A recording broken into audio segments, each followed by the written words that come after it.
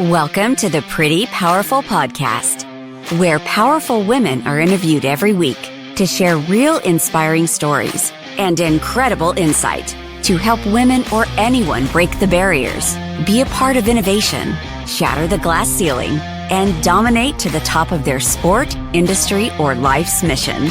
Join us as we celebrate exceptional women and step into our power. And now, here's your host, Angela Gennari. Hello, and welcome to another episode of the Pretty Powerful Podcast. My name is Angela Gennari, and today I'm here with Kim Rahir. Hello, Kim. Hi, Angela. I'm so excited to talk to you. You have such an interesting story, and I think our audience is going to love it. So, Kim is a 61-year-old mother of three, who, by the way, does not look a day over 30, who was diagnosed with MS in 2013 and decided to ignore her doctor's advice and muscle her way back to a happy life. Last year, she became the European champion in Masters Weightlifting in her age and weight category. Her journey inspired her to leave her career in journalism in her 50s and become a health coach for middle-aged women, with a big focus on reactivating and rebuilding muscle. Today, she helps women tap into an abundant source of vitality. It works by reactivating and maintaining muscle mass. This is so fascinating. So, tell me a little bit about when you started your career. You wanted journalism. Journalism was your path. Yes, and I did that for 20 years, and I loved it for most of the time. Yeah. Because you talk to people and you learn things. And because I was working for a newswire, I was not limited to just one subject matter. So I would learn stuff all over the place. Sometimes culture, sometimes society, sometimes about the economy. And so you learn things, you talk to people, and then you can tell a story. And you try, to help people understand today's reality. And I think that's getting harder and harder. I loved it for most of the time. And then I had several years towards the end where I was getting a little bit disenchanted, basically because with technology and everything, information has become a commodity. It has, yeah. It's not about making sure that the citizen is well informed and makes, good decisions when it comes to voting and or supporting cause, whatever it is. It's not about informing someone to make decisions anymore. It's just selling, hot rolls, and the spicier the better. And I got a bit disappointed with this, and towards the end of my career, I worked a lot with television, which is even worse because they do not have time to elaborate. They have to do everything in little bites of something that's not. I mean, I'm not going to say it's not information, but it doesn't really help, I think, people to understand today's reality, which is really super complex. Yeah. So we always imagine that decisions being like black or white. So one day I said, I'm not going to be a journalist anymore. I'm going to be a coach. But it was in the making for a few years. Yeah, that makes sense. And it really echoes something that a good friend of mine said, very similar to what you're saying. She was an anchor for a major news network, and she left that job, which is a very, very prestigious career in television, because she said she was very disenchanted with it. And she said it just became, journalism was something where there was integrity in journalism. You had news directors who vetted every story and every source to make sure that the information they were putting out was true and accurate. And so the integrity in journalism was so important for so many years. And becoming a news director was one of those things that you work up to, and you have to have a certain level of integrity and professionalism to do it. And she said, over the past, decade or so, it has become where a lot of those news directors either retired or they were terminated. And they've brought in these very young, tech-savvy people to just work on clickbait. So just like what you were saying with the TV news, it's all about these short little snippets that just grab attention and then they move on. Right. And so it's more agenda related than news related. Yeah. And it's all about getting eyeballs and ears and clicks. And I hope we have time to get into this. It's actually this sort of basic disposition of the human brain that is sort of exploited for this is Yeah. also a problem when it comes to, wanting to be healthy and fit Right. in It's today's so true. world. So So that leads me into the next thing. So you had a very shocking diagnosis in 2013. You were diagnosed with multiple sclerosis, and I always struggle with that word, but you were diagnosed with MS. So tell me about that and getting the news and what that meant. yeah, so it was actually the second part of a kind of saga. And when I got that diagnosis, I had thought that I was through with something that I thought was the worst experience of my life, because 2 years, no, it's not true. Like 5 years before that, in 2008, um, I was hospitalized from one day to the next because I was seeing double, and I had some kind of autoimmune affliction that attacked the nerves in my, first of all, the nerves that directed my eyes. And then after 3 weeks in hospital, I was totally paralyzed from the hip downward. Wow. It was a very scary episode. And especially being in hospital, you feel that you lose your humanity, and quite traumatizing. My kids were pretty small at the time. I got out for Christmas. My legs were coming back to me. I learned how to walk again. They told me they took a long time in finding out what it was, but then they told me that this was a one-off. It's called the syndrome Guillain-Barré, named after the French doctors who discovered it. It was a one-off, and I was kind of free to go and live my life. So I thought, oh my God, Wow. what a gift! I get to a second shot at life. That's beautiful. That was after 2 years of treatment. So I got out of hospital beginning 2009. 2 years of treatment. Then they said you're fine. That all happened in Germany. We then moved to France, and then at the end of 2011, I felt my left hand going numb. And it's numb to this day. I knew that that was nothing good. They checked it. They said, okay, we have to watch this. This is an attack of your immune system on the white matter in the nerves. If it happens again, that's MS. And I was hoping for a year that it wouldn't happen again. And then, of course, it did. I had a relapse, very mild, super mild relapse. But it was a relapse. So they said, okay, that's it. You're an MS patient. You need lifelong treatment. And that's it. Wow. When the doctor told me about the lifelong treatment, I fought with him for an hour because I didn't want that. I didn't want to lose my power again after that hospital experience. And overall, when I remember those weeks, it all felt very dark and like a very low blow, right? I mean, I had been through this really horrible thing. I got out sort of, free to start again. And then the second blow landed. And the only thing that helped me really get through this was not to think about the future, which is really, I had to focus on the moment, on the present day. I wanted to spend that with my kids. Except for the hand, I didn't have any damage. But of course, you never know. Instead of your thoughts and ideas for the future, you have a big question mark when you get that diagnosis. So I was also diagnosed in winter. So the darkness is somehow the theme that comes back to my mind when I remember those days, and trying not to think about all the possible outcomes, trying not to think, where am I going to be in 10 years, and just say, okay, what I can do today, I will do, I will enjoy, and then we take it one day at a time. Wow. So what was your family's response? I mean, that has got to be devastating because MS is, you just don't know, right? It impacts everyone differently, doesn't it?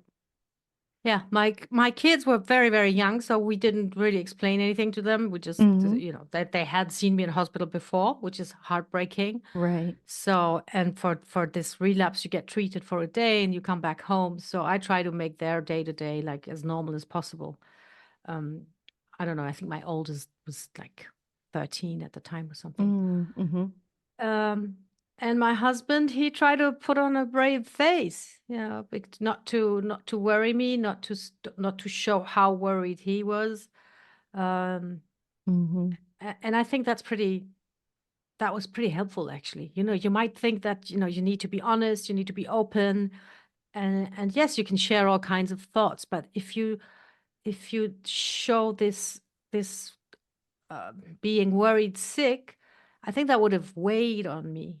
Yeah, Yeah. that like I'm sort of putting this on him, and so he tried to be brave, and I tried to be brave, and I think it was the right thing to do because we could just live every day, Hmm. as if it was, today is still normal. I can move perfectly. I don't have anything, so let's just make whatever we can the most of Yeah. today. So tell me about what MS is and what it does to your body. Yeah, so it's an autoimmune affliction where your immune system attacks the cells in your own body, and it attacks the nerve cells. So that's with MS. There's, various autoimmune conditions where different cells are attacked, but for MS, it's the nerve cells. And it can lead to you not being able to move. It can lead Hmm. to you going blind. Everybody has a different outcome. It's really different for every single person. There are various forms, and some are very aggressive, relapsing. And after treating myself for a while, I realized that I didn't have that, because as soon as I started injecting myself 3 times a week, I became very, very attentive to what was going on, and I haven't had a relapse. Wow. Um, and to, with what I did then with my training and everything, it got to a point that I'm not even getting treatment anymore now. I stopped my treatment like 7 years ago and haven't had anything. Wow. So let's go into that part. So how did you figure out what treatment was going to work for you, and what made you want to get into weightlifting? Was it to combat the MS? It was not that direct link. Okay. First of all, I fought with my doctor because I said, listen, my relapse was so mild. Maybe I'm getting better anyway. Maybe I don't need Oh, lifelong treatment, uh-huh. because just, it's so scary, because when you start treating yourself Yeah. and you're fine, you'll never know. Maybe I am fine, or maybe I'm only fine because of the treatment. And then Mm-hmm. I know so many people for different diseases and conditions that need lifelong treatment. You always want to find out, could I maybe live without it? So I didn't want Yeah. that, but I had to give in. And the one thing I asked him was whether I could exercise, and he was very non-committal. I think he didn't really know anything about this, but a Mm-hmm. nurse the next day who showed me how to inject myself, she told me exercise is fine. I just Good. had this urge, this desire to become physically strong. And I Mm. cannot I cannot put my finger on it like precisely, but I think it's got something to do with the first experience where I was in a hospital.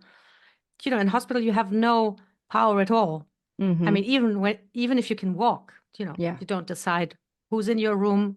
If someone is in your room, somebody talking in your room, light on in your room, light off in your room, nothing. You don't decide anything.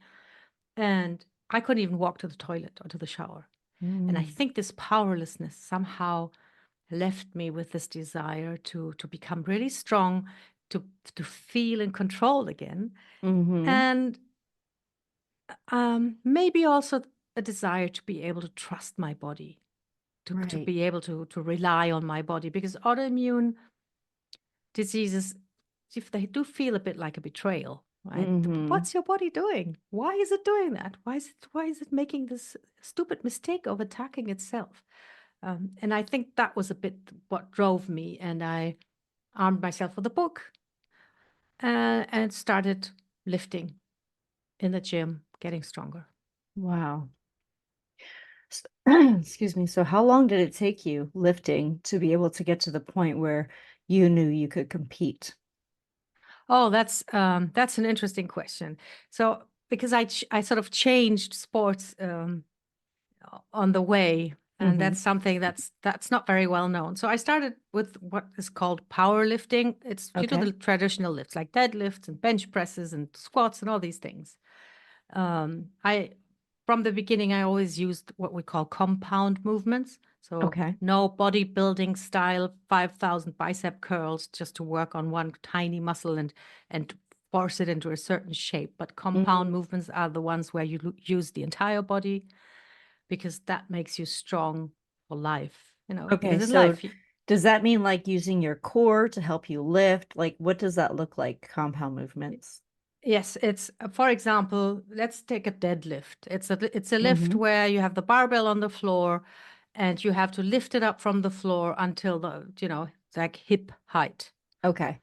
How do you do that? You have to bend the knees, Mm-hmm. then you have to stabilize the trunk. That's your core movement. You have Mm-hmm. to squeeze the shoulder blades together to keep your spine straight. Otherwise, you put undue pressure on the vertebra. Mm. So you're working your core and your back, and then you have to push through your legs and your butt to Right. lift that weight up. So you need your entire body to do that movement. The only Wow. muscle you don't need for deadlifting is actually your bicep. Wow. So you get a lot of bang for your buck, as I always say, when you do Mm. that, because you're training the entire body with just one movement. Mm-hmm. Whereas when you do traditional bodybuilding, which has like aesthetic goals, you have to train every single muscle group for a very long time. And I mean, most people don't have time for this. I Right. did this kind of lifting for years. And then when we moved to Spain, where we live now, I worked with a personal trainer who one day asked me, would you like to try Olympic weightlifting? Now, Wow. that's totally different ball game. That's just two movements. The one Hmm. is the snatch. So you still have the barbell on the floor in front of you, but you have to lift it overhead. And Wow. for the snatch, you do that in one move. And then the second movement is the clean and jerk, where you lift it on the shoulder first and then you lift it overhead. And I remembered this sport from when I was a kid. I used to watch that with my dad, and it was mostly done by men that at the time seemed like old and very hairy to Yeah, me, yeah. wearing those weird leotards, Right. but being very strong. But I was curious and I said, okay, let's try. And I sucked at it. It's so difficult because, Yeah. it's not only strength, it's technique too. Mm-hmm. Mm-hmm. But I was hooked because, every single lift is it's like a challenge. You have to be fully focused and you have to outsmart gravity. So it's not only physical, it's also like physics. And you Mm-hmm. have to practice the technique over and over again. And I liked it so much that I left my commercial gym and signed up for a weightlifting club. Wow. And and that's I now I can tell you how long it took from there. I trained with them for 2 weeks, and they said, Wow. "Kim, would you like to compete?" Wow. And That's at the amazing. time, yeah, well, it's a competitive club and everybody competes. And I said, "Hey, do you know how old I am?" I was 55 at the time. Uh-huh. And they said, "We don't care." And today I think, why did I ask this stupid question? What does it matter? And then I said, okay, why not? And I said, yes. And then That's like, amazing. I think 2 or 3 months later, I had my first meet and competed. Wow. So, what was that feeling like? Because I imagine if you're out there weightlifting, you're feeling like you are defeating MS by being out there. MS tells you you'll never be the same again, and you're like, you're right, I'm better. I can do even more. So, what is that like for your psyche to be able to go out there and compete at a high level for something that you didn't know if your body was ever going to cooperate like that again? It's it's the most amazing and the most impactful thing that you can do when you go lift and then watch what happens to your mind. Yeah. Yeah. And you don't have to do Olympic weightlifting because, that's like a bit of an explosive sport. You might just want to lift, but just going there, overcoming that resistance, Mm-hmm. Mm-hmm. that Well, makes you feel so confident. Well, and what I love about weightlifting, because I go to the gym a few times a week and I always work on weights. Like I think weights are critical.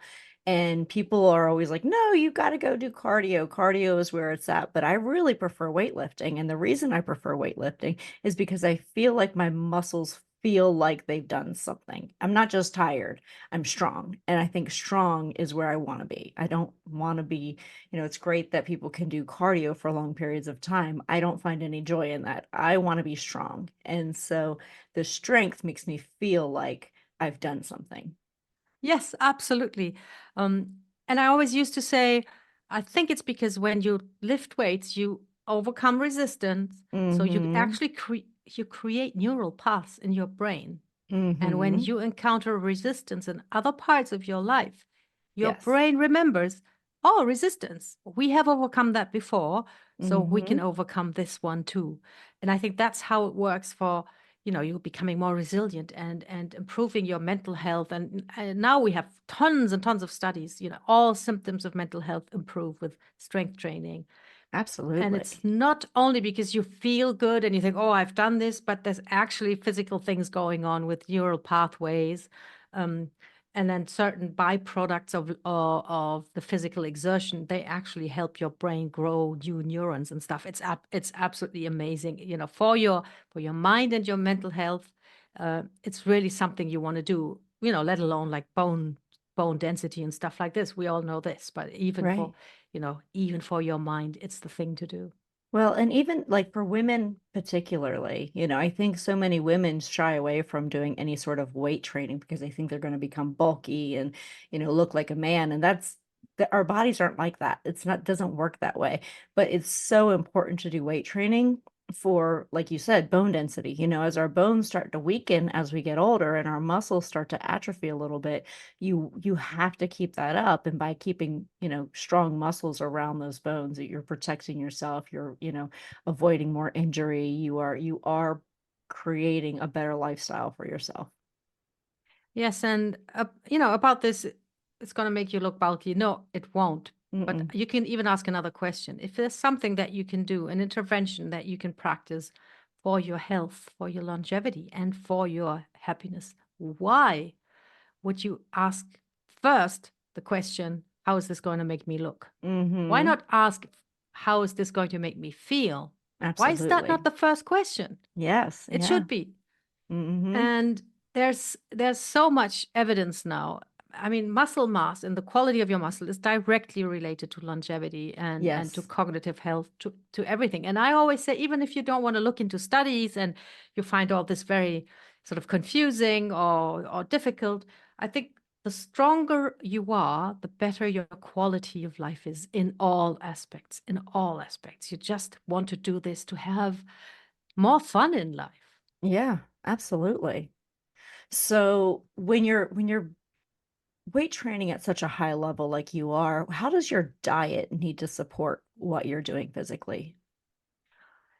It's pretty simple. You want to eat tons and tons of protein Mm-hmm. and then vegetables as much as you can, sort of get in a day. And then for the Mm-hmm. rest, you do whatever you please. It's Yeah. not complicated. So there's no things like, don't eat after 6 p.m. or don't eat wheat or whatever it is. If you get the basics, it's mostly about what your body needs, which is protein and vegetables. And then the other stuff, it's just a side story. It's not important. Mm-hmm. Yeah. So I try to keep to a more protein rich diet. But it does require some clean protein, and clean protein is difficult. There's so many processed foods, and even protein drinks and mixes can be overly processed and not that healthy for you. So you just got to look at the sugar count and all of the other aspects of it just to make sure that you're getting good, protein that your body will take well. Yes, it's not easy. Actually, you have to be really intentional, and then there is also trade-offs. Hmm. I I would have a hard time getting to the number of grams that I want in a day without a protein shake.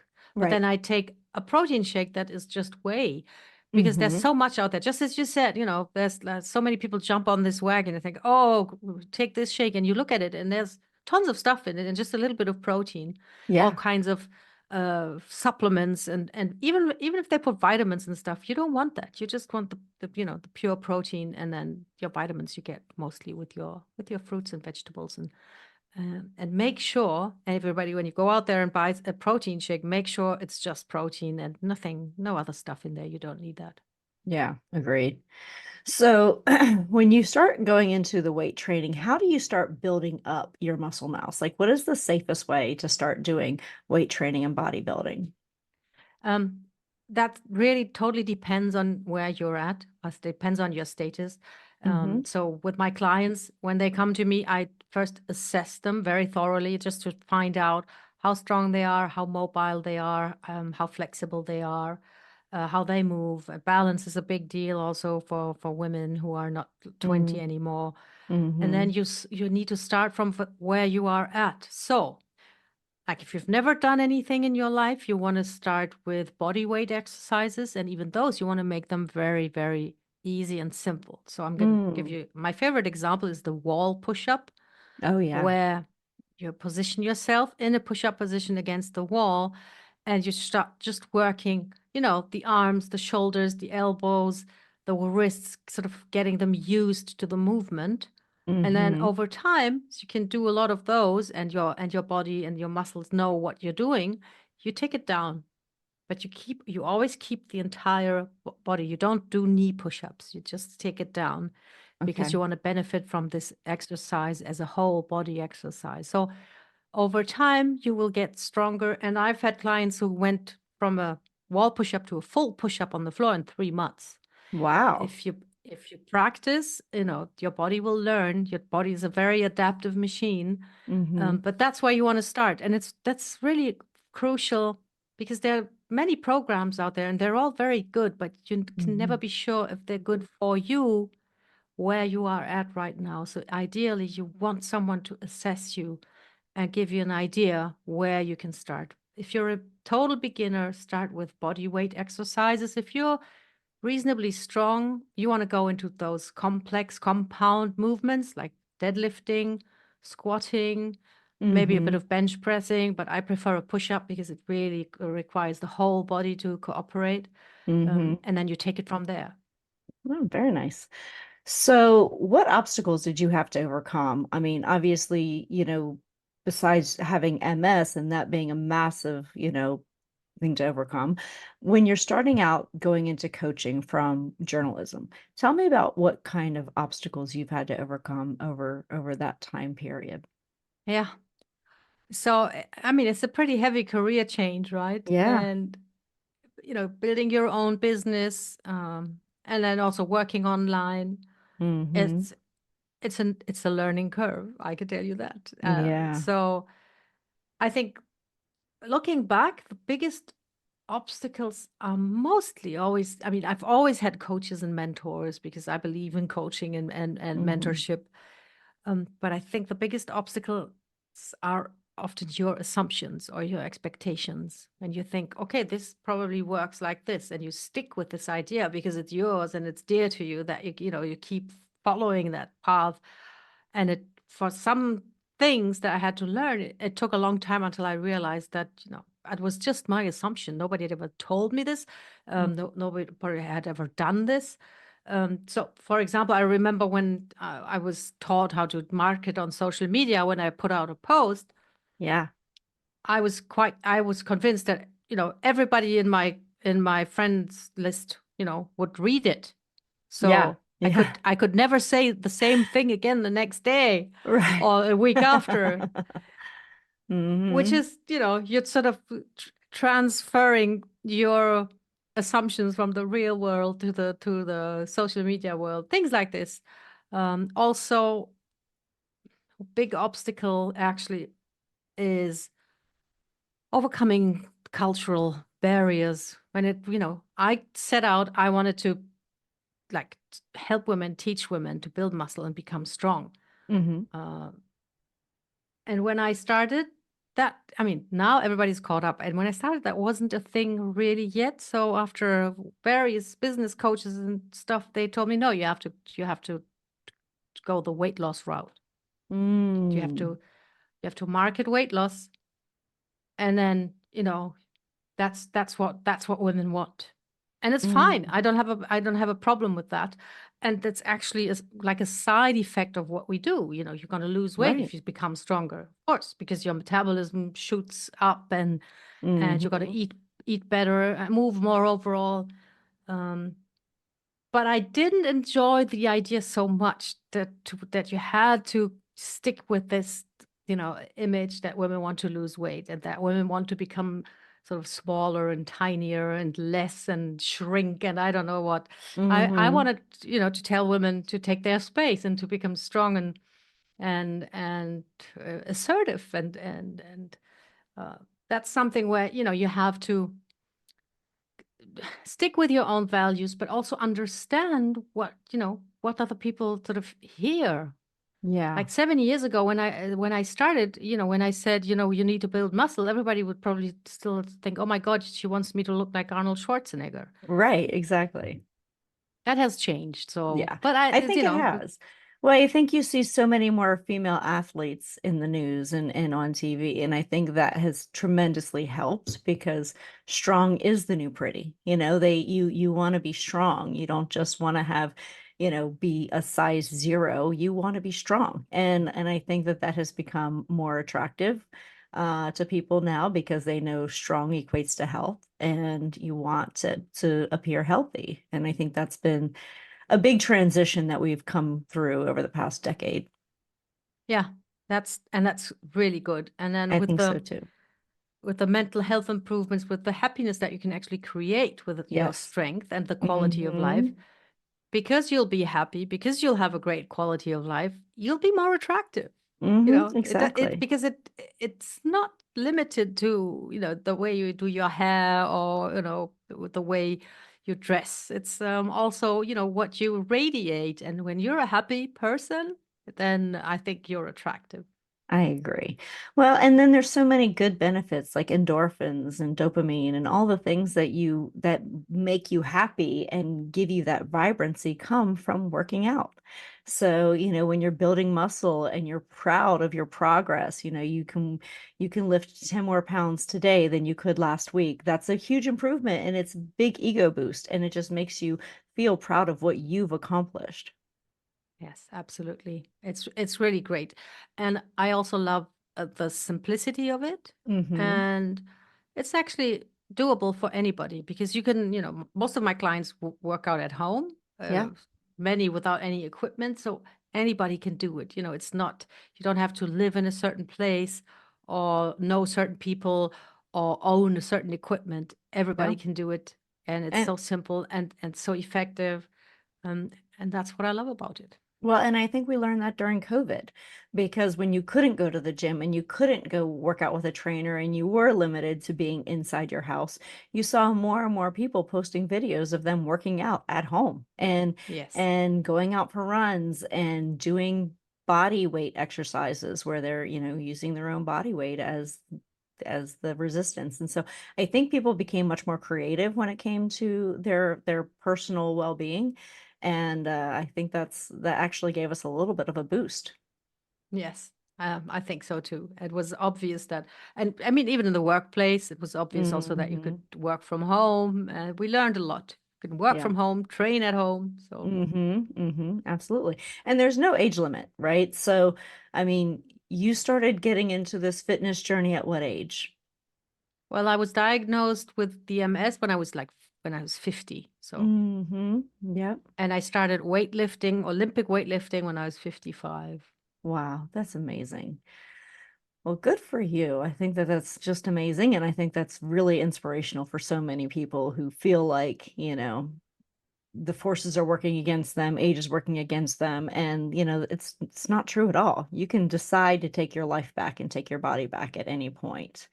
So I think that that's, well, in most cases, and you're fortunate enough to have the ability to do that. And now you say you're not really in treatment for MS because you're treating yourself through exercise and just treating yourself well so that your body's not going back into these relapses. Yeah. So I'm not claiming that you can heal MS or cure MS with weight Mm-hmm. training, but I think strength training has such an overall positive effect on your mind and body Mm-hmm. that you would not want to miss that. You do not Yeah. want to lack that tool.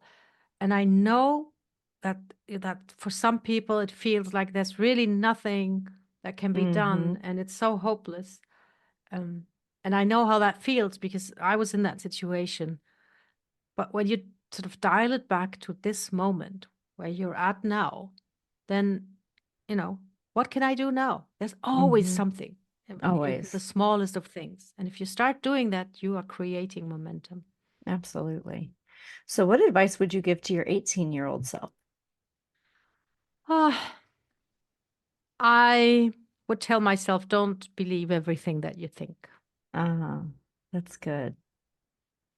Because there's our mind is sitting in a time machine, traveling back and forth, to the future, to the past, Mm-hmm. imagining situations. We could perfectly, and I think everybody has done it. You get Mm-hmm. worked up about a situation that hasn't happened. It's just you imagine Mm-hmm. something, and then and to stop traveling through time with your mind, come back to the present moment, and not buy into lots of stuff that your mind will just throw thoughts at you all the time. And if you Yeah. can try not to buy into everything, you'll be so much more relaxed and happier. Yeah, I agree. So we all give our power away at different times. Can you tell me about a time that you've given your power away and then another time that you've stepped into your power?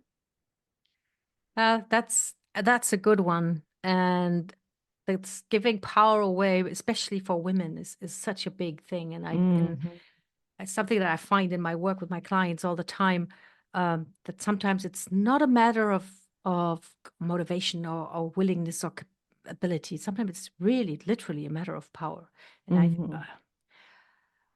what comes to my mind is actually not a big situation where I gave my power away. It's the small situations on a daily basis. Mm-hmm. I think that drain your power if you keep. It's not even giving in, because most of us, we are like already anticipating everybody else's wishes and then saying, okay, I'm stepping back. And if you do that in only a small way, maybe you don't feel it that much. But if you do that every day, Mm-hmm. um, and I can say that I'm in December, I'm going to be married 30 years. And Wow. I can tell you that in my marriage, it took me a while to figure out that if I just said, this is what I want, I was going to be heard and understood. Yeah. Yeah. And our way of sort of talking around wishes and thoughts and positions that we and not saying, this is what I want. No, and that doesn't mean that what has to be done, but just formulate clearly, this is what I Mm-hmm. want. What do you want? And if we don't do that, we're giving our power away, like every single day. Every day Every we're single day we minimizing do. ourselves. Yeah. Yes. Mm-hmm. And I think that often we also lack clarity because we don't really know what we want, because it's all so mixed up. We want the harmony, we want the other person to be happy, but we also want to Mm-hmm. sort of our part of the pie, and we don't know what really is it that we want. So if clarity is a big one, and then really say what you want every day, because otherwise in small doses you're giving your power away daily, and then it becomes normal for you and the people around you. Yeah. Yeah. So true. So this has been really enjoyable. I'm loving this conversation. And I think I love your story, with what you've overcome and the resilience. How do women find that resilience? I mean, is that just it? I feel like we don't find the resilience sometimes until we've gone through adversity, but it exists always. We just have to, it's very challenging though for us to say, I'm going to have the grit to get through this. I'm going to have the resiliency to get through this. And I wish that we didn't have to go through some challenging times in order to see what we're capable of. Yeah, I've thought about resilience a lot because I've been wondering, what helped me to just, stand up after this diagnosis and say, okay, I'm going to go to the gym. And everybody tells me, oh, you must have been so resilient. And I think many women think it's like a character trait, right? It's like a personality trait. It's like something that you have, you have grit, you don't have grit. Mm-hmm. So if you don't have it, what you're going to do? I think it's actually something that you can build Yeah. yourself. I Yeah. see resilience like a safety net where you tie little knots in your life of things that will things and people, situations that will catch you if Mhm. you fall, or if one part of your net sort of breaks, and you don't want to fall through. You need many, many knots. And this idea came to me because I spoke to so many women who told me, oh, like 5 years ago, I was in great shape. I was working out with a personal trainer. I was Yeah. eating well. I lost weight. I felt fantastic. And then the personal trainer moved away, or they stopped Mhm. working, and it all fell apart.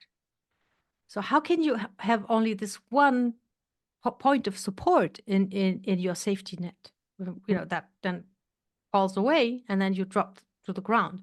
You want to build, little points of support, work out with various people, your family, your community, your friends, all kinds of things. You have to build up this Mhm. safety net, and then you'll be resilient, because there'll be people, and also your habits, your Mhm. habits that they will also help you um, be caught when something breaks in your system, and you need to sort of something to push you back up.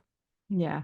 Yeah, I think a lot of times when we look at other forces outside of us as the main motivating factor, like a trainer or a job or where I live or where I go to the gym or whatever it is, it's really easy to say, well, that changed, so therefore I changed. Whereas if you make it part of who you are, then it doesn't matter what the outside is doing. It's who you are. And if working out is core to you, right? And not just something you do for someone else or with someone else, then it doesn't, you're not impacted by changes. And that's what I think we need to start doing is when we step into our power, it's owning the set of circumstances that we're in, owning our beliefs, owning our values, owning our habits, and then making them part of our own core values and our own core personality versus letting that become something that you can attribute to an external source. Yes, I love that. It's crucial that we realize that we have to shape our environment.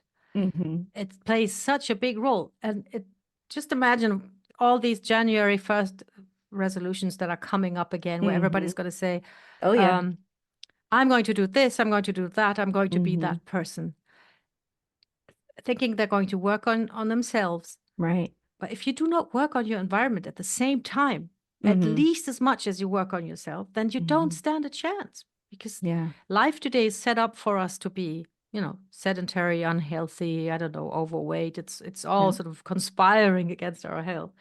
So be aware that, you have to shape your environment as much as you can. I mean, and Mm-hmm. then the wisdom is to know which part is in my sphere of control and which isn't. But already get the clarity for that, and whatever you can control, shape it so it suits you. Yes, absolutely.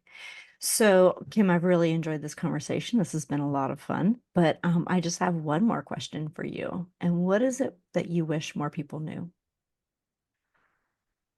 I wish that more people knew how simple Mm-hmm. health and happiness can be if you boil it down to the essentials. Yes, absolutely. Well, thank you so much for your time today. Where can people find you?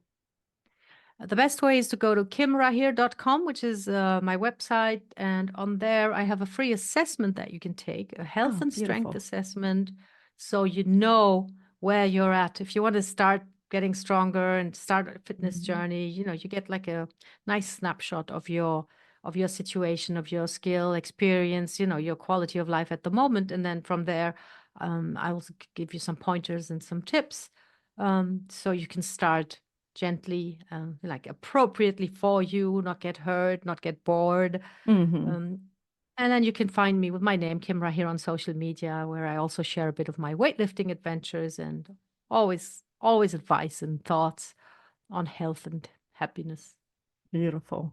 Well, thank you again, Kim. I have enjoyed this thoroughly. So, you can also find Kim on prettypowerfulpodcast.com.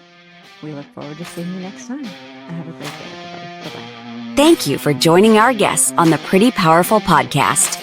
And we hope you've gained new insight and learned from exceptional women. Remember to subscribe or check out this and all episodes on prettypowerfulpodcast.com. Visit us next time, and until then, step into your own power.